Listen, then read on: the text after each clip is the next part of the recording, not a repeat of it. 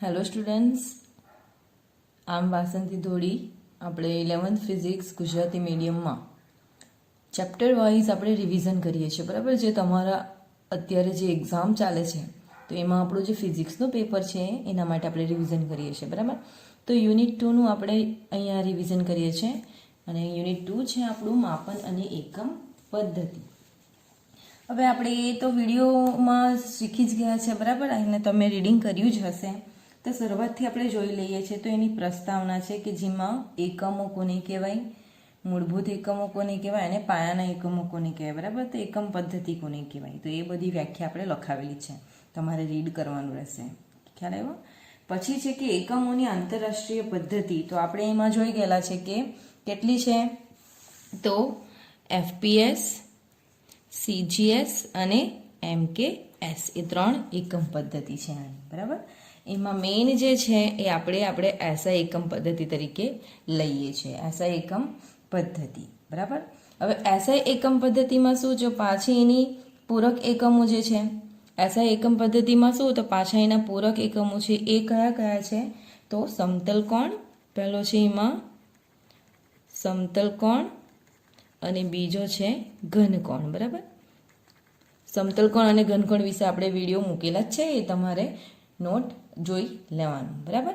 ચલો એનાથી આગળ જોઈએ તો આપણી પાસે નેક્સ્ટ ટોપિક આવે છે લંબાઈનું માપન. હવે લંબાઈનું માપન તો બે પદ્ધતિની રીતે થાય, એક પ્રત્યક્ષ રીતે અને બીજું પરોક્ષ રીતે થાય, બરાબર. તો પ્રત્યક્ષ રીતે અને પરોક્ષ રીતે બંને રીત આપણે જોયેલી છે. પ્રત્યક્ષ રીતમાં શું થાય, તો આપણી પાસે સાધનો અવેલેબલ હશે, જેમ કે vernier callipers, micrometer, screw gauge, આ બધા સાધનો હશે આપણી પાસે કે જેમને જે તે પદાર્થની લંબાઈ સાઈઝ માપવાની હોય એને આપણે હાથમાં પકડીને બીજા હાથમાં ઇન્સ્ટ્રુમેન્ટ સાધનો વડે એને માપી શકીએ છીએ અને એની રેન્જ પણ તમને આપેલી છે, બરાબર. અને બીજી જે મેથડ છે પરોક્ષ રીતે, તો એમાં આપણે શું જોયેલું, તો મોટા અંતરનું માપન. શું બીજી જે લંબાઈનું માપન છે, લંબાઈનું માપન બે રીતે થાય છે. પહેલી છે પ્રત્યક્ષ રીત, બીજી છે પરોક્ષ રીત, બરાબર. પરોક્ષ રીત, પ્રત્યક્ષ રીતમાં શું, તો vernier callipers, micrometer, screw gauge એ બધા સાધનો વડે માપી શકીએ છીએ. જ્યારે પરોક્ષ રીતમાં શું છે, તો એમાં છે પાછું મોટા અંતરનું માપન. શું, મોટા અંતરના માપન, બરાબર. અને કઈ મેથડ આપણે એમાં જોયેલી હતી, તો દ્રષ્ટિસ્થાન ભેદ, દ્રષ્ટિસ્થાન ભેદની રીત જોઈ હતી, બરાબર. તો એ દ્રષ્ટિસ્થાન ભેદની રીતનું જે આપણે ઇક્વેશન ડિરાઈવ કરીએ તો એની ફિગર આપણે જોઈ લઈએ. તો અહીંયા છે તમારો ગ્રહ, અહીંયા છે આપણી પૃથ્વી. પૃથ્વી પર બે એના વ્યાસાંત બિંદુઓ A અને B, અને આ બંને બિંદુઓથી એક જ અલગ અલગ જગ્યાએથી એક જ સમયે જ્યારે અવલોકન કરવામાં આવે તો કોઈ એક ગ્રહનું આપણે અવલોકન કરી શકીએ છીએ. તો આ બે વચ્ચેનું અંતર જે છે આપણે D લીધું હતું, બરાબર. આ જે ખૂણો છે એ દ્રષ્ટિસ્થાન ભેદ ખૂણો બને છે, જેને આપણે થીટા નામ આપેલું હતું, બરાબર. અને આ A અને B બે સ્થળો વચ્ચેનો જે વ્યાસ તમને મળશે એ શું થશે, B. તો એના પરથી આપણે જે ઇક્વેશન ડિરાઈવ કરેલું એ શું હતું, D = b divide by theta. મોટા અંતરનું માપન જે છે એ અંતર D છે. આ બે સ્થળ A થી ગ્રહ સુધીનું અંતર, પૃથ્વીથી ગ્રહ સુધીનું અંતર જે છે તમારું એ D કેટલું મળે, તો આ સૂત્ર વડે આપણે મેળવી શકીએ છીએ, બરાબર. ચાલો એનાથી આગળ આપણે જોઈએ તો ઉદાહરણ 2.1 છે. તો ઉદાહરણ 2.1 આપણે જોઈએ. ઉદાહરણ 2.1. હવે ઉદાહરણ 2.1માં શું છે, તો ડિગ્રી છે અને એનું રેડિયનમાં કન્વર્ટ કરવાનું છે. 1 ડિગ્રી બરાબર ખાલી જગ્યા રેડિયન, બીજું 1 મિનિટ બરાબર ખાલી જગ્યા રેડિયન, અને ત્રીજું છે 1 સેકન્ડ બરાબર ખાલી જગ્યા રેડિયન. તો ડિગ્રી માટે મેં તમને કીધેલું જ હતું, અને તમને જો દાખલો પૂછાય તો એમાં તમને એક હિન્ટ આપવામાં આવશે કે 360 ડિગ્રી બરાબર 2 પાઈ રેડિયન. શું છે એની હિન્ટ તમને આપેલી, પહેલું આપણે જોઈએ તો 1 ડિગ્રી બરાબર ખાલી જગ્યા રેડિયન, એના વિશે આપણે જોઈએ. તો 360 એની હિન્ટ આપેલી છે, 360 ડિગ્રી બરાબર 2 પાઈ રેડિયન આ તમને આપેલું છે, બરાબર. તો આપણે પાઈને અહીંયા સૂત્રનો કરતા બનાવશું તો 360/2 થઈ જાય, બરાબર પાઈ. ખ્યાલ આવે છે? તો 18 કેટલા થાય, તો 36 થાય, બરાબર. 180. તો અહીંયા તમને પાઈની કિંમત કેટલી મળે, 180 ડિગ્રી મળે, ખ્યાલ આવે છે? 180 ડિગ્રી મળે છે. હવે આપણે આગળ જોઈએ અહીંયાથી તો 180 ડિગ્રી, કારણ કે આપણને તો ડિગ્રીમાં જોઈએ છે, તો આ 180 ડિગ્રીને આપણે પાઈની નીચે લઈ લઈએ, બરાબર? તો પાઈ ભાગ્યા 180 ડિગ્રી બરાબર અહીંયા ખાલી જગ્યા, તો આપણને શું મળે? 1 ડિગ્રી. હવે એમાં તમે કિંમત મૂકશો, પાઈ બરાબર શું? એમાં તમે કિંમત મૂકશો તો પાઈ બરાબર શું? તો 3.14 ભાગ્યા 180, બરાબર? તો એની તમે આ ડિગ્રી અહીંયા નીકળી જશે, કારણ કે અહીંયાથી આપણે 180 લઈ લીધા છે, એટલે 1 ડિગ્રી અહીંયા આવી જશે. તો આનો જે જવાબ તમને મળશે એ બરાબર શું થશે? તમારી 1 ડિગ્રી. અને એ જ રીતના તમે આગળ 1 મિનિટ અને 1 સેકન્ડ માટે કાઉન્ટ કરી શકો છો. ઓકે, ત્યાર પછીનું જે એક્ઝામ્પલ છે એ 2.3, આપણે 2.2 નથી જોવાના, આપણે 2.3 આપણે જોઈએ. તો ત્યાર પછીનું જે એક્ઝામ્પલ છે એ આપણે જોઈએ છે 2.3, શોર્ટમાં જોઈ જઈએ છે. તો એમાં પણ તમને થીટા બરાબર 1.1 ડિગ્રી, એમાં થીટા બરાબર જે છે 1 ડિગ્રી 54 મિનિટ્સ આપેલી છે, બરાબર? તો પહેલાં તમારે આપણે ડિગ્રી, 1 ડિગ્રી બરાબર કેટલા રેડિયન, તો તે આપણે રેડિયન, અહીંયા રેડિયનમાં નથી, પણ તમારે પહેલાં શું કરવાનું? તો 54 મિનિટ્સ આપેલી છે, એટલે 1 ડિગ્રી બરાબર તમને ખબર હોવી જોઈએ કેટલી મિનિટ થાય, બરાબર? 1 ડિગ્રી બરાબર કેટલી મિનિટ થાય, તો તે રીતના તમારે આન્સર અહીંયા ફાઇન્ડ કરવાનો રહેશે. આપણે બધી રીત શીખી ગયા છે, બરાબર? તો એનો જવાબ આવે પછી તમારે આ જે છે 54 મિનિટ, અહીંયા જેટલો આન્સર હશે એને 54 મિનિટ પ્લસ આ આન્સર, તમારો એડિશન થઈને જે આન્સર આવે તે એ આન્સર તમને મળે છે 114 મિનિટ, બરાબર? પછી આ જે મિનિટ આવી ગયું છે એને તમારે હવે રેડિયનમાં ફેરવવાનું, કે 60 મિનિટ બરાબર આટલા રેડિયન, તો 114 મિનિટ બરાબર કેટલા, એ રીતના તમે સ્ટેપ મૂકી શકો છો, બરાબર? ત્યારબાદ તમારે જે કંઈ ફાઇન કરવું હોય, થીટા મળી જાય પછી જે તે સૂત્રો યુઝ કરવાનો હોય તે પ્રમાણે તમે ફાઇન કરી શકો છો. ક્લિયર? તે જ રીતે ઉદાહરણ 2.4 છે, તમે જાતે ફાઇન કરી શકો છો સ્ટુડન્ટ્સ. ત્યાર પછીનો જે આપણો ટોપિક છે કે ખૂબ જ સૂક્ષ્મ અંતરોનો અંદાજ મેળવવો, એ આપણા સિલેબસમાં અત્યારે નથી, બરાબર? ગવર્મેન્ટે જે પ્રમાણે, સરકારે જે પ્રમાણે સિલેબસ મોકલ્યો છે તેમાં આ નથી, એટલે આપણે લેતા નથી, બરાબર? તો આપણે ડાયરેક્ટ જઈશું હવે લંબાઈનો વિસ્તાર. ક્યાં? તો લંબાઈનો વિસ્તાર, લંબાઈનો વિસ્તાર. તો એ લંબાઈનો વિસ્તાર જે છે તે એમાં તમને શોર્ટ ક્વેશ્ચન વધારે આપેલા છે કે 1 ફર્મી બરાબર કેટલા, તો 10⁻⁻15. કેટલા? 1 ફર્મી બરાબર 10⁻⁻15. ત્યારબાદ 1 એંગસ્ટ્રોમ, 1 એંગસ્ટ્રોમ એટલે તો તમને ખબર જ છે 10⁻10 મીટર છે, બરાબર? પછી 1 એસ્ટ્રોનોમિકલ યુનિટ, એસ્ટ્રોનોમિકલ યુનિટ બરાબર કેટલા, તો 1.496 × 10⁻11 મીટર. આ તમને શોર્ટ ક્વેશ્ચનમાં પૂછાઈ શકે છે, તો એના માટે તમારે યાદ રાખવું પડશે. પછી શું, તો 1 LY, 1 પ્રકાશ વર્ષ બરાબર ખાલી જગ્યા મીટર, 1 પાર્સેક બરાબર ખાલી જગ્યા મીટર. આ બધી વસ્તુ શોર્ટ ક્વેશ્ચનમાં તમને આવી શકે છે, તો એના માટે તમારે પ્રિપેરેશન કરવાની. ત્યારબાદ દળનું માપન, તો દળનું માપનમાં તમને શોર્ટ ક્વેશ્ચન જ પૂછાય છે, એની રેન્જ શું છે? દળનું માપનમાં તો એની રેન્જ પૂછાય છે કે દળનું માપન કેટલાથી કેટલા સુધીનું હોય છે, તો કેટલાથી કેટલા સુધીનું હોય છે એની શરૂઆત, તો એ જે રેન્જ છે એ 10⁻30 kg ટુ 10⁻55 kg સુધીની એની રેન્જ હોય છે, બરાબર? 10⁻55 kg સુધીની એની રેન્જ હોય છે. દળના માપનમાં હો શોર્ટ ક્વેશ્ચન પૂછાય છે. ત્યારબાદ આપણે જોઈએ તો હા, અને એસ્ટ્રોનોમિકલ એક એટોમિક માસ યુનિટ તમને આઈ થિંક શોર્ટ ક્વેશ્ચનમાં પૂછાય છે આ દળના માપનમાં. 1 એટોમિક માસ યુનિટ, બરાબર? એટલે 1 U તમને શોર્ટમાં આપેલું હોય છે, તો એની કિંમત કેટલી થાય છે કેજીમાં, તો એ તમારી 1.66 × 10⁻27 kg જેટલી હોય છે. તો એ તમારે ધ્યાનમાં લેવાનું, આવા શોર્ટ ક્વેશ્ચન જેમાંથી પૂછાઈ શકે. આગળનો ટોપિક આપણે જોઈએ તો સમયનું માપન. તો સમયનું માપનમાં આપણને એટલું બધું કંઈ ખાસ મળતું નથી, પણ આપણે થોડી આપણે નજર મારી દેવાની. ત્યારબાદ જોઈએ તો સાધનની સચોટતા, ચોકસાઈ અને માપનમાં ત્રુટિ. તો ત્રુટિ વિશે આપણે જોઈ ગયા છે. કોને કહેવાય ત્રુટિ? તો માપન માટે ઉપયોગમાં લેવાતા કોઈ પણ સાધન વડે લીધેલા માપનના પરિણામોમાં કેટલીક અચોકસાઈ જોવા મળે તો એને ત્રુટિ કહેવાય છે, બરાબર? તો એના વિશે તમારે જોઈ લેવાનું. એના પ્રકાર છે, પછી એમાં ચોકસાઈ અને સચોટતા શબ્દો વિશે જોઈ લેવાનું, બરાબર. એના પ્રકારમાં વ્યવસ્થિત ત્રુટિ અને અવ્યવસ્થિત ત્રુટિ છે. જેમાં વ્યવસ્થિત ત્રુટિ એટલે શું?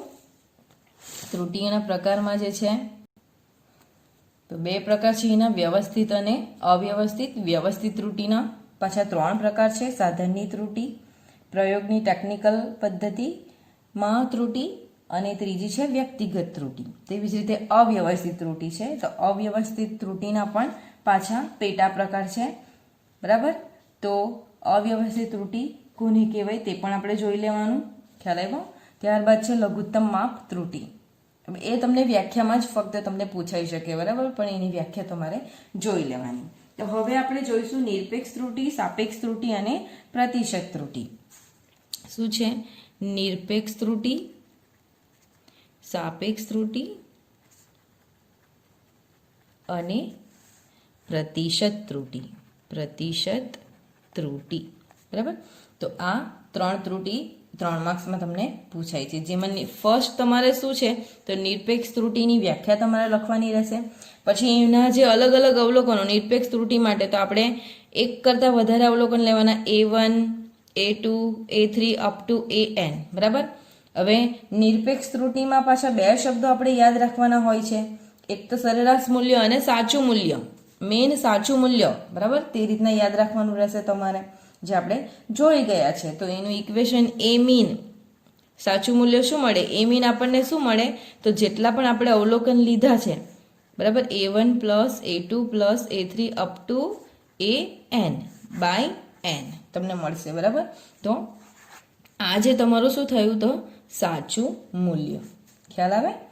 ત્યારબાદ જે છે, જે તે અવલોકન છે એમાંથી સાચું મૂલ્યને તમે માઇનસ કરશો એટલે એની ત્રુટિ તમને મળશે. એટલે શું?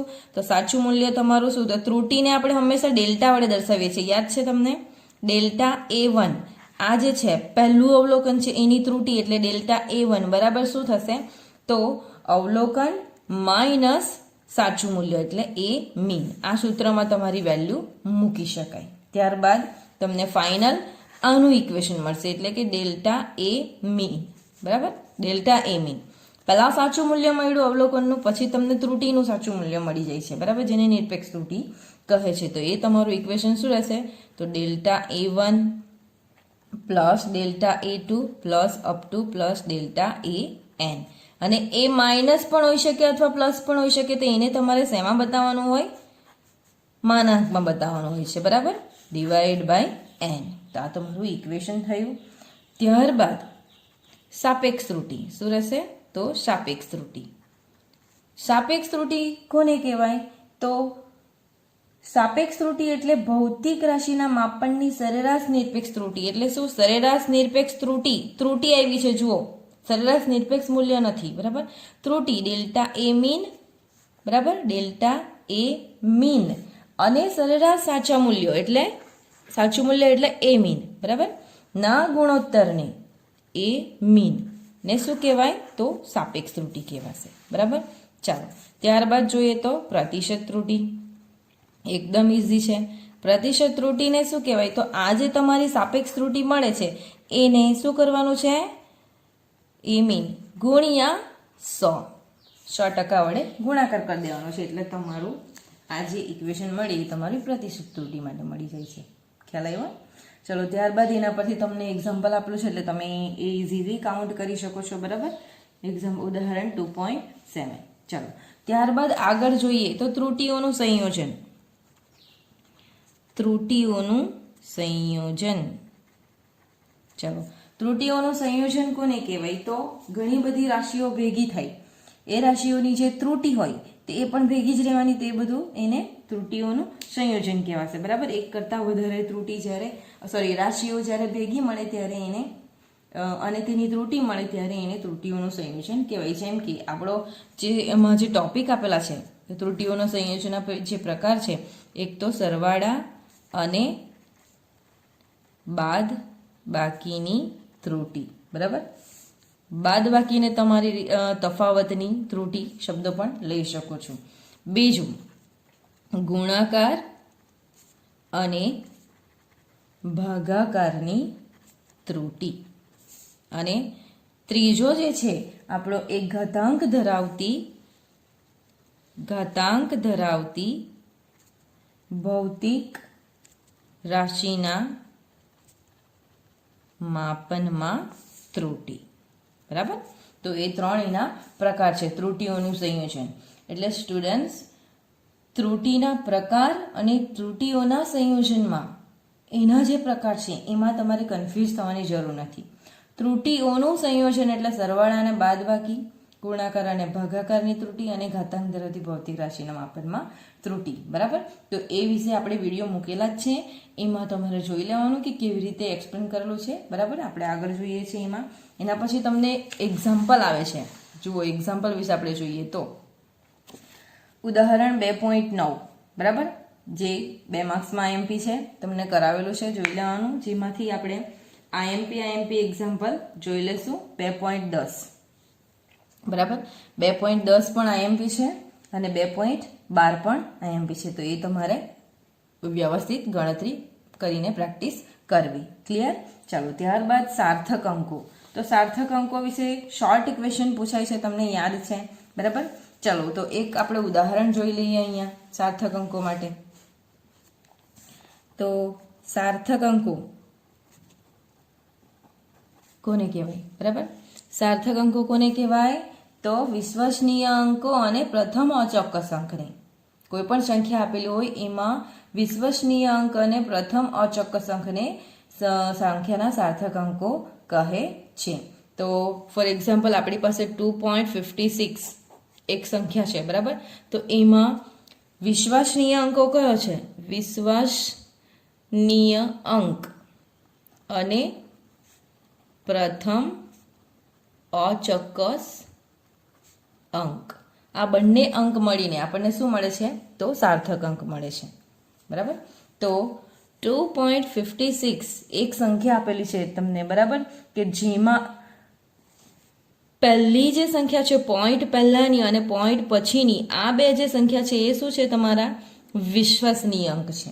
શું છે? વિશ્વસનીય અંક છે. અને આ છે પોઈન્ટ પછીની એક સંખ્યા છે, એના પછી જે આ 6 આપેલો છે એ તમારો શું છે? તો પ્રથમ અચોક્કસ અંક છે. અચોક્કસ એટલે હોઈ શકે અથવા ન હોઈ શકે. બરાબર? તો તમારા પરિણામમાં તમને શું મળી શકે? 2.5 પણ તમે લખી શકો છો અહીંયા. બરાબર? એટલે આને અચોક્કસ કીધો છે. એ લઈ શકો અથવા ન લઈ શકો. ખ્યાલ આવે? તો વિશ્વસનીય અંક અને પ્રથમ અચોક્કસ અંક મળીને જે અંકો બને એને શું કહેવાય? સાર્થક અંકો કહે છે. જે તમે આપણે ઘણા બધા એવા રૂલ્સ જોયા છે, એ તમારે નોટ્સમાં તમારા હશે જ, તમારે પ્રિપેર કરી લેવા. ત્યારબાદ આપણે આગળ જોઈએ છીએ તો એમએલટી ફોર્મ આપણું આવે છે. હવે એમએલટી ફોર્મ. બરાબર? તો એમએલટી ફોર્મ એટલે કે પારિમાણિક સૂત્રો. પારિમાણિક સૂત્રો. હવે પારિમાણિક સૂત્રો એટલે શું? બરાબર?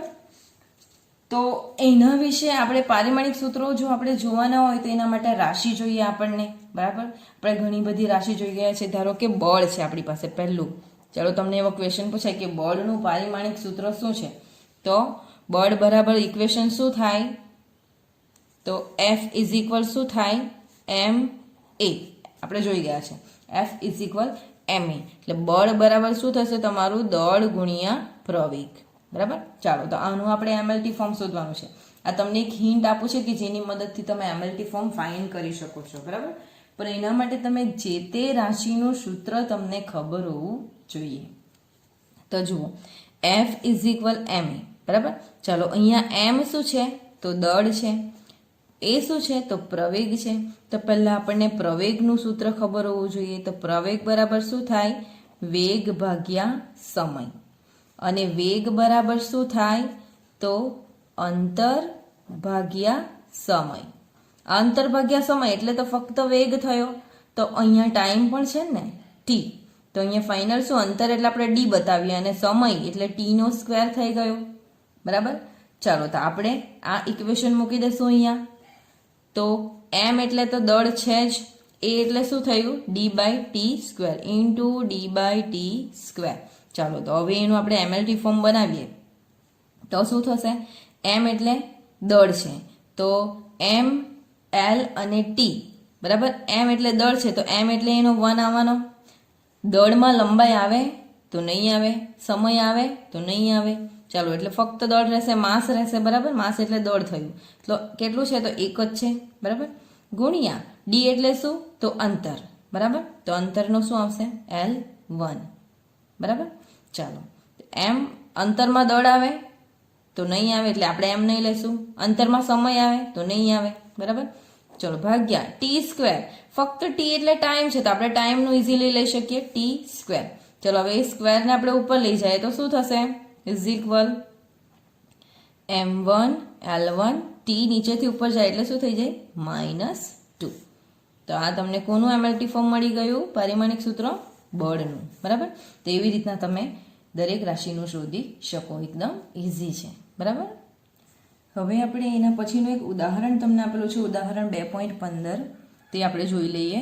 ઉદાહરણ 2.15 તમને આપેલું છે. તમારે બુકમાં રકમ જોવી, કારણ કે હું રકમ નથી લખતી. જેમાં તમને કંઈક આપેલું છે કે આપેલ સમીકરણ પારિમાણિક દ્રષ્ટિએ સાચું છે કે નહીં તે ચકાસો. જેમાં તમને સૂત્ર આપેલું છે ½ mv² mgh, બરાબર. જ્યાં m એ પદાર્થનું દળ છે, v એ પદાર્થનો વેગ છે અને g એ પદાર્થનો ગુરુત્વ પ્રવેગ અને h એ ઊંચાઈ છે, બરાબર. તો હવે તમે જુઓ તો અહીંયા તમને કીધું છે કે ½ mv² બરાબર mgh, એટલે કે પારિમાણિક દ્રષ્ટિએ આનું જેટલું પણ પારિમાણિક સૂત્ર આવશે, આવી રીતના આપણે જે પ્રૂવ કર્યું એવી રીતના, તેટલું જ શું આનું છે, બરાબર. તે ક્વેશ્ચન માર્ક છે. તો અહીંયા તમને ઇઝ ઇક્વલ આપેલું છે એટલે છે હોવું જોઈએ, પણ કેવી રીતે તે આપણે પ્રૂવ કરીએ. તો અહીંયા જુઓ તમારું કે ½ mv².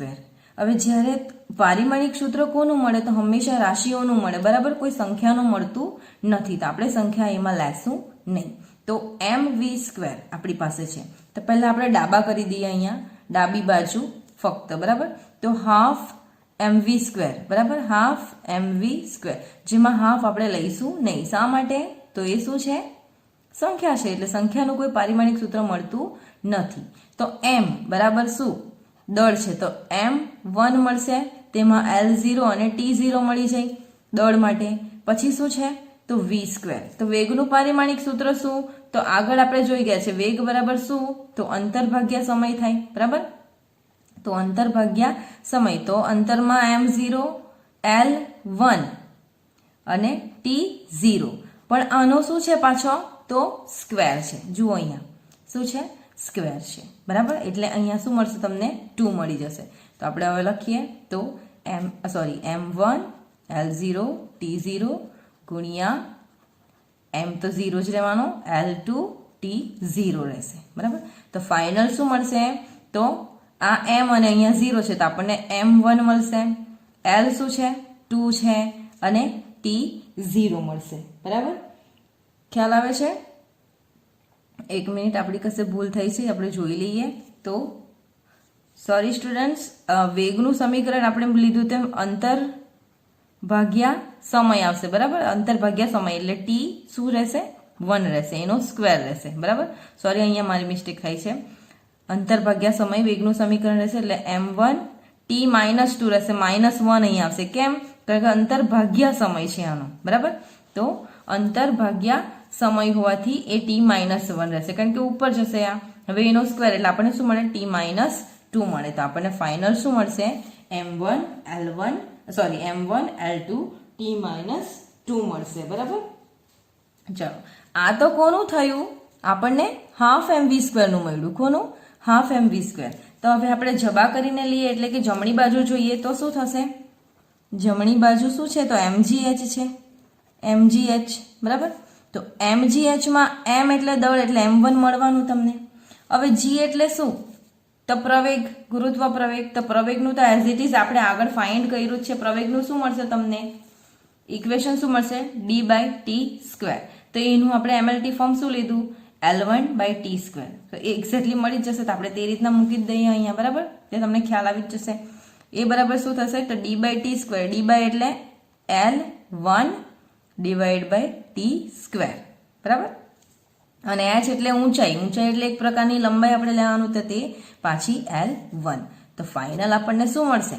તો જુઓ m1 આ L11 એટલે L2 અને ટી નીચેથી ઉપર જશે એટલે શું મળશે -2 m1 L2 t -2. તો હવે તમે જુઓ ડાબી બાજુ અને જમણી બાજુ હાફ mv² mgh બરાબર તમને આ અને આ બંને સરખા મળ્યા m1 L1 t -2 અને m1 L2 t -2 sorry L2 છે બરાબર. તો એ બંને તમને શું મળે છે સરખા મળે છે એટલે આપણે કહી શકીએ. તો નીચે તમારે એક વાક્ય લખવાનું કે હા આ સમીકરણ પારિમાણિક દ્રષ્ટિએ સાચું છે, આવું તમારે વાક્ય લખી દેવાનું. ખ્યાલ આવ્યો? ચાલો હવે આપણે એક આઈએમપી ઉદાહરણ છે 2.17 ઉદાહરણ 2.17 એના વિશે જોઈએ છે બરાબર. તમારે બુકમાં જોવાનું છે 2.17માં. તો શું છે આપણી વેલ્યુ જોઈએ છે તો એક સાદું લોલક વિચારો. સાદું લોલક તમે જોયેલું છે બરાબર. આપણે ઘણીવાર આકૃતિ પણ દોરી બતાવી છે. આ રીતનું છે, એક છેડે ગોળો બાંધેલો હોય છે બરાબર. આ આધાર સાથે દોરી બાંધેલી હોય છે, તેમાં સોરી આધાર આ એક સળિયો હોય છે, એમાં નીચે દોરી બાંધેલી હોય છે બરાબર. એ આ રીતના આમ ફરતી હોય છે અને સાદું લોલક કહેવાય છે બરાબર. તમે જોયું જ હશે, ઘડિયાળમાં પણ એવી રીતનું સાદું લોલક આવેલું હોય છે બરાબર. તો એ સાદું લોલક વિચારો જેમાં ગોળાને એક દોરી સાથે બાંધેલું છે અને તે ગુરુત્વ બળની અસર હેઠળ દોલનો કરે છે. ધારો કે સાદા લોલકના દોલનનો આવર્તકાળ, સાદા લોલકના દોલનનો આવર્તકાળ એટલે કેપિટલ ટી, તેની લંબાઈ L, ગોળાના દળ m અને ગુરુત્વ પ્રવેગ g પર આધારિત છે.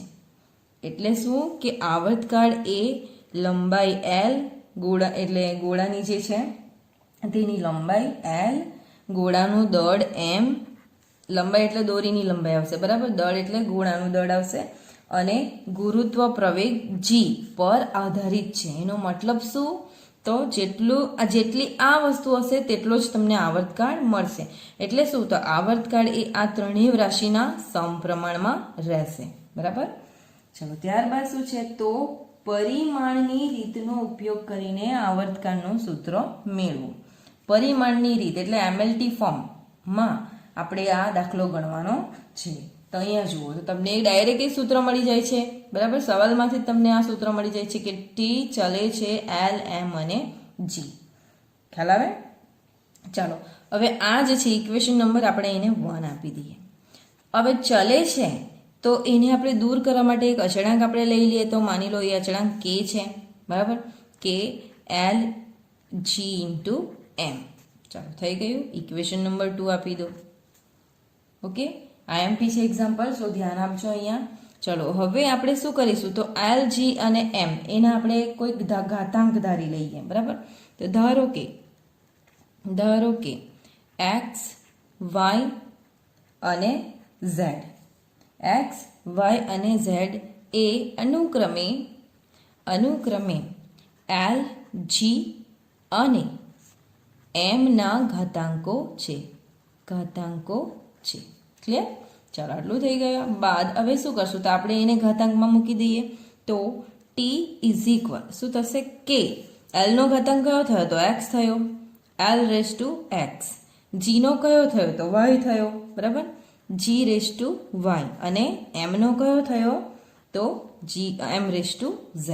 ચલો એને એક સમીકરણ આપી દો, સમીકરણ નંબર 3. ખ્યાલ આવે છે? ઓકે, હવે સમીકરણ નંબર 3 આપી દીધું છે બરાબર. હવે આપણે ડાબી બાજુ અને જમણી બાજુ બંને બાજુ આપણે સમીકરણ તારવવું પડશે, એટલે કે MLT ફોર્મને આપણે તારવવું પડશે. તો ડાબી બાજુ આપણે લઈએ, ડાબી બાજુ બરાબર. તો ટી આવર્તકાળનું સૂત્ર એટલે સમય છે તો શું થશે m0 L0 t1 થશે. ખ્યાલ આવે છે? ચાલો હવે આ શું છે તો અચળાંક છે. તો અચળાંકનું તમને પારિમાણિક સૂત્ર મળે તો ના મળે તો શું કરશું, એને ના લેવાય. તો આપણી પાસે શું છે L, G અને બાકી શું રહ્યું છે M છે બરાબર. ચાલો તો L નું પારિમાણિક સૂત્ર એટલે લંબાઈ, એટલે કૌંસમાં આપણે L1⁻x લખીશું બરાબર. ચલો G એટલે ગુરુત્વ પ્રવેગનું જ આવશે તો d બાય અંતર ભાગ્યા સમયનો વર્ગ, એટલે અંતર એટલે L1, સમયનો વર્ગ એટલે નીચે હોય એટલે -2 નો ઘાતાંક y બરાબર.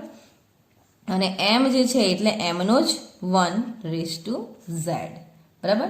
m એટલે તો દળ જ છે, ઓલરેડી તો દળનો 1 ઘાત અને z આવી ગયું. ચાલો તો હવે આપણે સરખામણી કરી લઈએ. અહીંયા L1 અને x 1 into x એટલે x, 1 into y એટલે y. તો L(x + y) તમને મળશે. ચાલો હવે L પછી તો આપણે g અથવા t લઈ લઈએ. t શું છે તો t નો -2 into y એટલે -2y આવશે. અને m નો શું થશે તો m(z). આ તમને મળી ગયું છે, બરાબર. અહીંયા શું છે ડાબી બાજુ m0 L0 t1. ખ્યાલ આવે. હવે બંને બાજુ સરખાવશું આપણે, ડાબી બાજુ અને જમણી બાજુ. તો બંને બાજુ સમીકરણને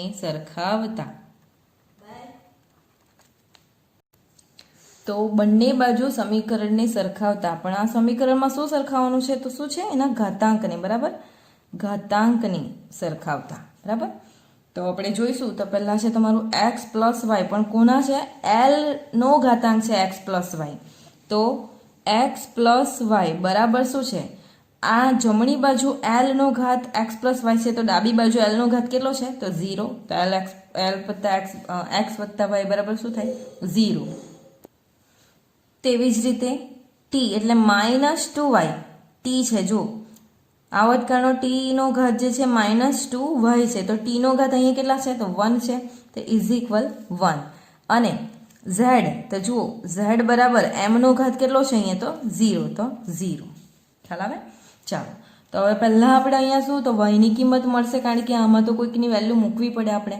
તો અહીંયા જુઓ તો y બરાબર તમને શું મળે તો -½ મળે, બરાબર, 1/2. હવે આ y ની કિંમત આપણે ક્યાં મૂકીશું તો અહીંયા મૂકીશું. તો x + -½ બરાબર 0. તો તમને x બરાબર શું મળે તો આ રાઈટ સાઈડ આવી જાય એટલે +½ મળી જાય, બરાબર. ચાલો અને z બરાબર તો શું રહેશે તમારું 0 જ રહેશે. ખ્યાલ આવે. તો હવે આ x, y અને z ની કિંમત આપણે શેમાં મૂકશું તો હવે x, y અને z ની કિંમત સમીકરણ આપણે કયામાં મૂકશું તો 3માં. શેમાં 3માં. તો સમીકરણ 3માં મૂકતા ચાલો તો શું મળશે આપણને ઇક્વેશન જોઈએ આપણે. તો આપણું ઇક્વેશન જે છે એ t = k L(x) y અને m(z). તો x બરાબર આપણને શું મળ્યું અહીંયા તો જુઓ x બરાબર શું મળ્યું ½ મળ્યું, y બરાબર -½ અને z બરાબર 0. તો આપણે આ ઇક્વેશનમાં મૂકીશું. તો k L(x) એટલે ½, g(y) એટલે -½ અને m તો 0 જ થઈ ગયું, એટલે આ ટર્મ તો તમારી નીકળી જ જશે, બરાબર. ચલો તો હવે શું થશે તમને t = k L(½ g(-12). હવે અહીંયા તમે જોશો તો -½ નો મતલબ શું તો એ છેદમાં આવેલી હશે, બરાબર. તો એને આપણે મૂકી દઈએ k L(½ g(-12), કારણ કે એ ઉપર જાય તો હવે માઇનસ થઈ જાય. હવે આ હાફ એટલે વર્ગમૂળ બનાવી દઈએ એને આપણે. તો k વર્ગમૂળમાં L/g. ખ્યાલ આવે. ઓકે, ક્લિયર થયું. જ્યાં k બરાબર 2π લેતા તો આપણે એ ઇક્વેશનમાં મૂકશું. તો t બરાબર તમને શું મળશે 2π વર્ગમૂળમાં L/g, જેને આવર્તકાળનું સૂત્ર કહે છે. તો આ ક્વેશ્ચન IMP છે, તો એક્ઝામ માટે ખાસ પ્રિપેર કરવો. હવે આપણે બીજા વિડીયો લેક્ચરમાં આપણે સ્વાધ્યાયના દાખલા જોઈ લઈએ છીએ, બરાબર. Thank you.